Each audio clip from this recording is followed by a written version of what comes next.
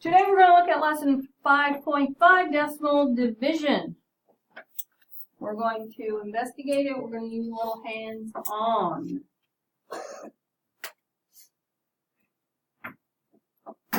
Lee is making reusable shopping bags. She has 3 6/10 yards of fabric. She needs 3/10 yards of fabric for each bag. How many shopping bags can she make from 3.6 yards of fabric? So it's to shade the decimal model. Okay.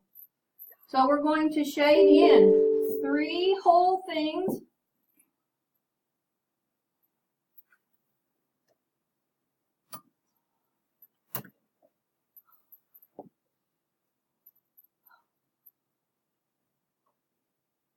And how many on this last one?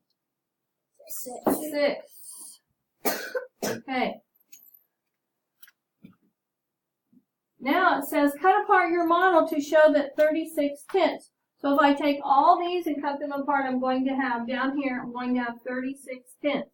Separate the tenths into as many groups of 3/10 as you can. So if I were to separate these into groups of 3/10,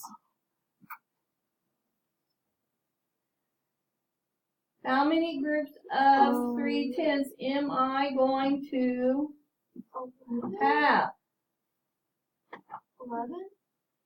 Not 11. 12? I think Yeah, so. 12. So let's count them. 1, 2, 3, 4, 5, 6, 7, 8, 9, 10, 11, 12. So there are 12 groups of 3/10.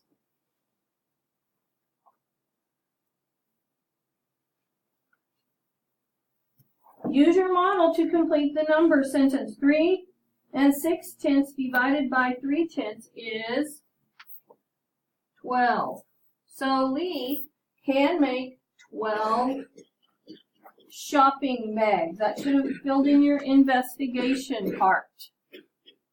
Okay, now we're going to look at this, draw conclusions. They didn't give me a space to do this, so we're going to talk about it and I'll type you the answers. But explain why you need each group equal to the divisor. Why did we need to make each group equal to 3/10?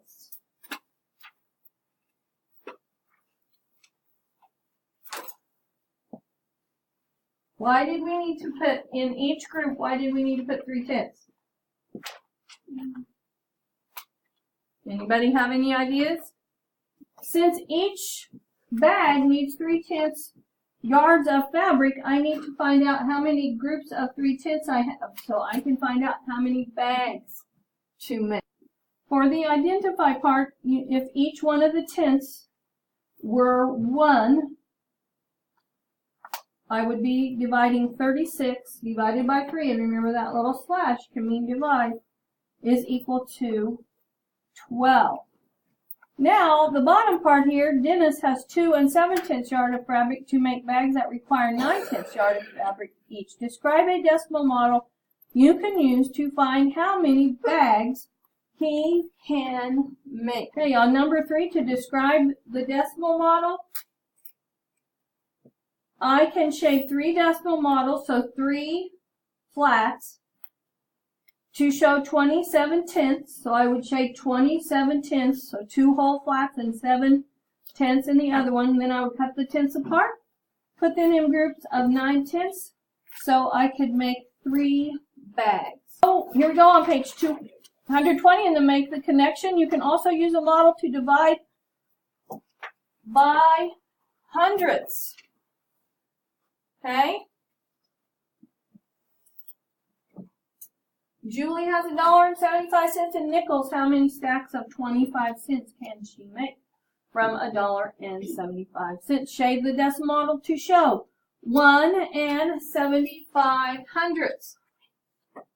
So if I am going to shade 1 whole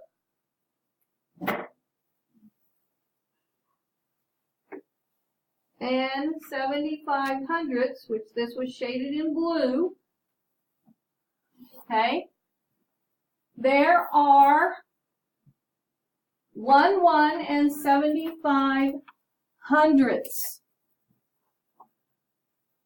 Step 2, cut apart the model to show groups of 25 hundredths. So if I cut it apart, there are my groups of 25 hundredths. How many groups of 25 hundredths are there? 1, 2, 3, 4, 5, 6, 7 groups of 25 hundredths. Step 3, use your model to complete the number sentence. 1 and 75 hundredths divided by 25 hundredths is, how many groups did we have? How many groups? 7. So Julie can make 7 stacks of 25 hundredths from $1, 25 cents from $1.75. The share and show at the bottom of page 220 says you use the model to complete the number sentence. You have 1 whole and 1 and 2 tenths, and you're going to divide that into groups of 3 tenths. So if I put those all into groups of 3 tenths, how many groups do I have? 4.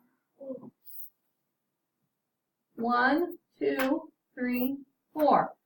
So 1 and 2 tenths divided into groups of 3 tenths is equal to 4. On number 3, this next model is number 3, I have 96 hundredths. So I don't have a full one. I divide it into groups of 24 hundredths. How many groups of 24 hundredths do I have? 4. This problem is number 7 on page 221. You divide, use decimal models. So I'm going to have 24 hundredths that I'm going to shade. So I have 10 hundredths, 20 hundredths, and 4 hundredths. Now I want to divide that into groups of 4 hundredths.